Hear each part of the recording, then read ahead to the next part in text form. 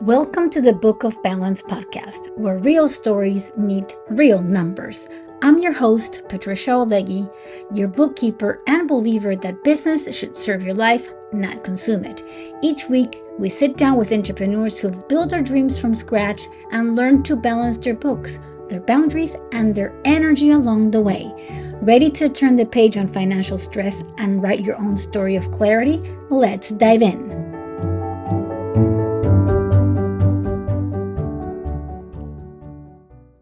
Welcome back to the Book of Balance podcast. I'm your host, Patricia Oholeguy, and today we're pressing pause on the hustle to have a real talk about alignment, what happens when we're not living in it, how our body screams the truth, and how we can finally break free. Now, this episode is a reflection on my recent conversation with Alison Stuckey, a spiritual guide and intuitive healer. And if you haven't listened to that episode yet, I encourage you to go back and catch it. Alison's story is powerful. She shared how ignoring her gifts literally made her sick, how her body rebelled with mysterious symptoms that doctors couldn't explain, and how leaning into her true path brought her back to health and purpose. Today, I'm building on that conversation because it stirred something in me. We're going to talk about life, kids, illnesses, and all the real cost of living out of alignment. We're going to explore why your body might be the most honest advisor, even when your mind is telling you to push through. And yes, don't laugh, but we're also going to be talking about fleas. And I know that sounds super strange, but stay with me because I will explain how this analogy is going to fundamentally shift how you see your limitations. I want to start here with the hard truth. You can have a quote unquote successful life on paper and still be completely out of alignment. I know it because I lived it for years. I ran a thriving daycare, six figure systems in place, wait lists always. The community loved us. Parents will tell me that I was changing their lives. I was giving parents peace of mind. But behind the scenes, I was stretched beyond recognition. I was exhausted in a way that sleep couldn't fix it. But most importantly, my son needed me. Not the leftover, depleted version of me that showed up after 10 hours of caring for once people's children. He needed my presence, my energy, my joy, and the truth was, I couldn't give him what he needed. I ran that business. Then, the way it was structured, something had to give. I remember the exact moment that it hit me. I was in his school and I was looking at how he was struggling in some of his classes. So I made a choice that everyone thought was crazy. I walked away. And that's right. You heard me right. I walked away from my money consistent, reliable six figure income. From status I was known for as the daycare queen in my community, and I walked away from the safety net I had spent years building brick by brick. People said I was having a midlife crisis. They said I regretted. They said, but you worked so hard to build this. And they were right. I had worked very hard, but I was working hard at the wrong thing. Let me tell you, and it was terrifying. The first month after closing, I'll wake up at 3 a.m. in the cold sweat thinking, what have I done? But it was also the most freeing decision I've ever made because what looked like success was actually draining my life force. And it was pulling me out of alignment with my values, with my health, with my family, and with my soul's purpose. And here's the kicker that no one talks about: the body always knows. For me, stress showed up everywhere that coffee couldn't touch, constant tension in my jaw for clenching, little health scares that seemed random but weren't digestive issues, skin problems, the autoimmune flare that came out of nowhere. I didn't get sick because I was weak. I got sick because I was giving and living against myself. My body was literally rejecting the life I had built. Okay, now let's talk about those fleas I mentioned to you earlier. There's this experiment that's been done countless of times, and every time I share it, people's minds are blown. Here's how it goes. If you put fleas in a jar with no lid, they'll jump right out, right? No hesitation, no problem, pure freedom. They're designed to jump, so that's exactly what they do. Some fleas can jump 200 times their body length. Imagine if you could jump 30 stories buildings high. But Here's when it gets interesting. Put a lid on that jar and they'll start hitting the lid. Over and over, these tiny little creatures will launch themselves at full power, hitting that lid. At first, they keep trying with the same intensity, but after a while, something shifts. They start jumping just as a little bit lower than the lid. They had learned through painful repetition that this is how high they could go and that was their limit. Now, here's the part that gives me chills. You remove the lid completely and you take it away, full freedom restored, and those same fleas will never jump higher than the lid. So the barrier is gone, but they're being trained to believe that there's a limit, and the prison has become eternal. But wait, it goes even deeper, and this is where it really floors me. Because this is also where it becomes about us. The offspring, the baby fleas, who had never seen a lid, who were born into a world of open sky, will also only jump as high as their parents did. They inherit that limitation without even experiencing the lid themselves. They watch their parents, they learn the safe height, and they never tested it. The invisible barrier gets passed down through behavior, through modeling, through some deep biological programming that says, this is how our family jumps. Now, let that sink in for a moment. Really sit with it. If fleas, tiny, supposedly simple creatures, can pass down limits through behavior and instinct, do you really think that we, as complex humans, with our intricate psychology and our family systems, are exempt from this? Let me tell you, my friend, we are absolutely not. We too carry generational conditioning and trauma in our DNA, in our habits, in our unspoken rule about what's possible, what's safe, and what's for people like us. Think about the message you heard growing up. Maybe not even the words, but the energy behind them. Money doesn't grow on trees. Translation: scarcity is normal, abundance is suspicious. Or, our family isn't creative, we're practical. Translation: dreams are for other people.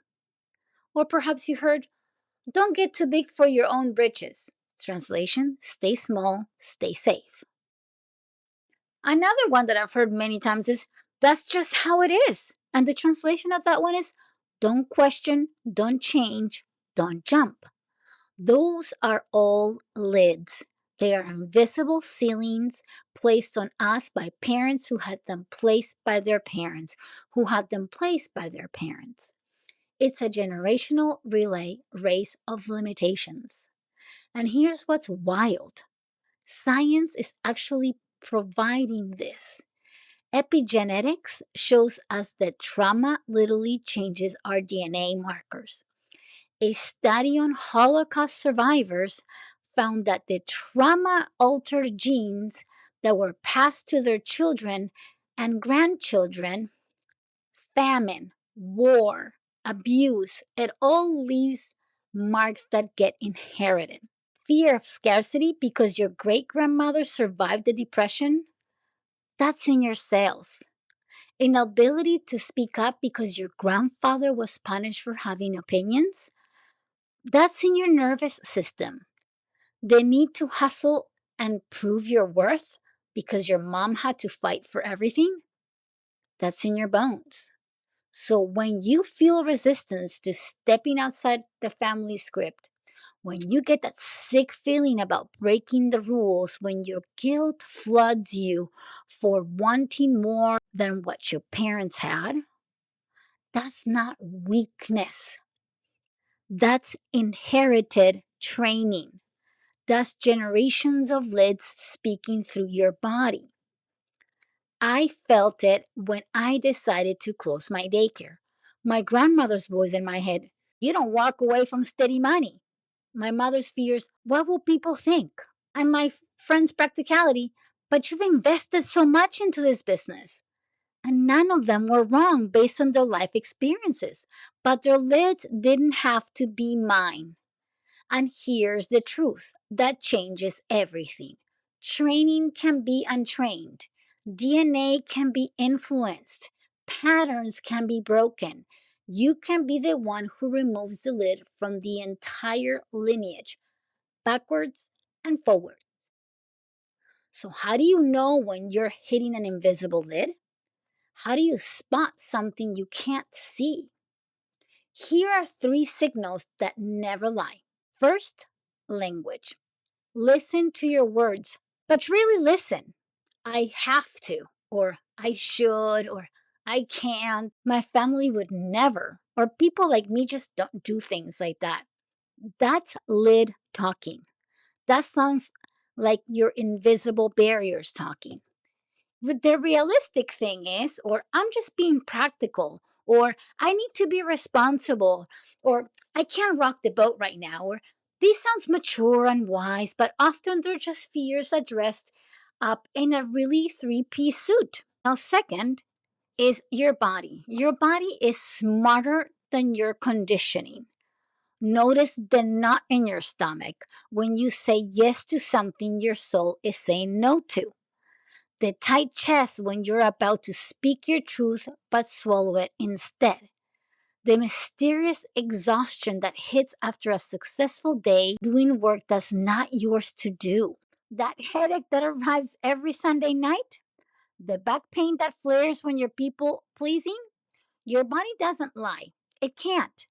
It's not sophisticated enough to play the games your mind plays. When you're living out of alignment, your body will tell you, first in whispers, then in screams. Thirdly, results. This one's tricky because it looks like success everywhere except where it matters. You're killing it at work, but your relationships are dying. You're the perfect parent. You've lost yourself. You're making progress on everything except the things your soul actually wants. You're pushing, grinding, hustling, but there's no flow, no ease, no joy. It's like running on a treadmill, lots of effort, lots of sweat, but you're not actually going anywhere. So, how do I actually break free? Or how do I become the first flea to jump out of that jar? Here's a three-step plan you can start today. And I mean today, not Monday, not next month, today. Step one, name the lid. Get specific. Write down one belief you inherit. Not something vague like I have issues with money, but something precise like I believe that making money means sacrificing my family time, or creative people can't be financially successful. Then, this is the crucial part, write a new version that feels true for you. Not an affirmation that feels fake, but something that resonates in your bones. Instead of, I'm not good with money, try, I'm learning to master my money with clarity and patience. Instead of, success requires sacrifice, try, success means living in alignment with my values. Now, step two, micro jumps. We're not trying to leap tall buildings here. We're just jumping a little higher than yesterday. Take one small action that goes against that lid. Say no to the committee that drains you. Post the idea you've been hiding for months. Block 30 minutes on your calendar for the creative project you keep putting off. Send the email you've been drafting in your head. Charge what you actually are worth. Small jumps break the pattern. They teach your nervous system, look, we jumped higher and we didn't die. They show your kids, look, mom is choosing herself and the world didn't end. See? Step three, your body check. This is your compass. After your micro jump, pause, get quiet, and try to understand, how does your body feel? Are you feeling more open? Do you feel more spacious? Is it easier to breathe? Now that is alignment. That's your body saying yes, even if your mind is freaking out. If your body feels more free, you're on the right track. More tension, more constriction, harder to breathe. That doesn't mean retreat, it means adjust your angle. Maybe you're jumping in the wrong direction, or maybe you need a smaller jump first. The goal isn't gone, the approach needs to be retweaked. And to moms and caregivers listening, I know you get this on another level. You give until you're empty. You pour until you're dry. You adjust everyone else's oxygen mask while you're suffocating. But here's what we don't talk about enough. Sometimes your lid isn't about you. It's about the example you're setting. It's about the invisible height you're teaching your children to jump. Just like those fleas, our kids inherit our limits unless we show them otherwise. When they watch you say yes, when you mean to say no, they learn that their voice doesn't matter. When they see you exhausted from giving to everyone but yourself, they'll learn that self care is selfish. When they witness you staying small, they learn that dreams are dangerous. But when they see you choose alignment, when they have watched you say, "This doesn't work for me anymore, and I am brave enough to change it," that's when they learn that they have permission to jump as high as their spirits want to soar.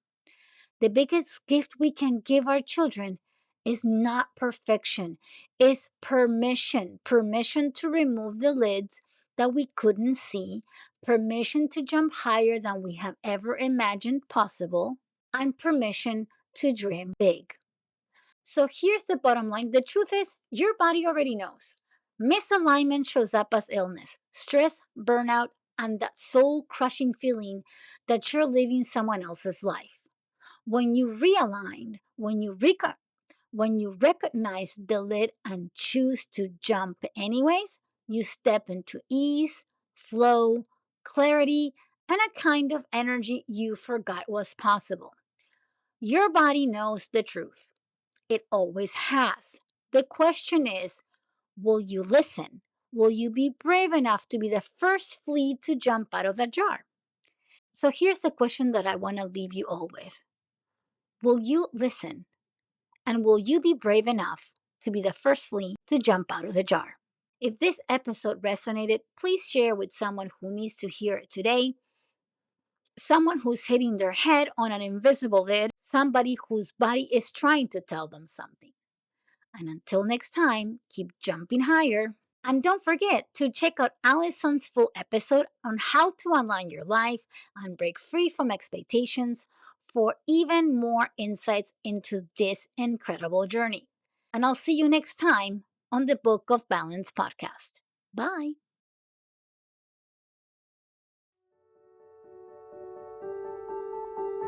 Thank you for joining me for today's episode of the Book of Balance podcast. I hope you enjoyed our conversation and found value in the insights we shared. Make sure you subscribe so you never miss a future episode. And as promised during the show, you'll also find a link in the description with today's guest information, website links, and all the mentions we talked about during the episode. And if you're a do-it-yourself entrepreneur, you can join the Clarity Compass method at claritycompassllc.com. It's a monthly subscription where business owners like you dedicate just 1 hour each week to work in their books, get their questions answered, and stay consistent with their support of a community committed to financial clarity. Now, if you'd like to connect with me personally, head on to my website, oholeguy.com, to schedule your complimentary 15-minute consultation. It's the perfect way to get your personalized bookkeeping questions answered and explore how the white glove services can support your business. And on the last note, remember, we are not lawyers or financial advisors. Everything shared here reflects our professional opinions and is provided solely for educational purposes and entertainment purposes only. So thanks again for listening, and until next time, keep your compass set on clarity.